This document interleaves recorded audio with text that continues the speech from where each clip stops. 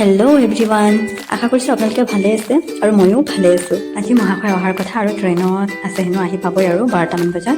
আৰু সেয়ে মই দুপৰীয়াৰ সাজ লৰালৰিকৈ বনাই আছোঁ। এইফালে দালি বনালোঁ আৰু কাপোৰ আছিলে কেইটামান, সেইখিনিও ধুই ল'লোঁ।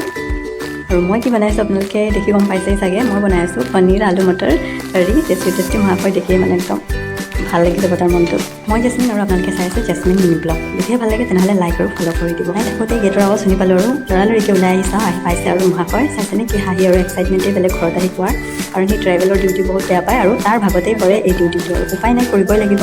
আৰু দুপৰীয়া একদম ফ্ৰেছ আপ হৈ লৈ ভাত খাবলৈ বহিছে। আৰু মই আজি এয়াই বনাইছোঁ, এইফালে দালি আৰু এইফালে হৈছে পনীৰৰ চব্জি।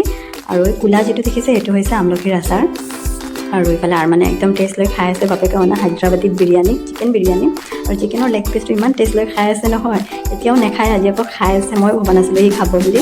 খাইছে যে ভাল লাগিছে, কাৰণ মাছ মাংসবোৰ একদম খাবলৈ নিবিচাৰে। জানেনে, ৰাতিপুৱাই মানে আৰমানক এটা ডিম দিছিলোঁ খাবলৈ, দুফাল কৰি। তাৰে আধাটো থৈ দিছে বাপেকৰ কাৰণে, পাপা আহিলে খাব হেনো। গোটেইখন মৰম বাপেকলৈ, ইমান যে নক'ব। আৰু ইমানেই আশা কৰিছোঁ আপোনালোকক নতুন এটি মিনি ব্লগলৈ লগ পাম।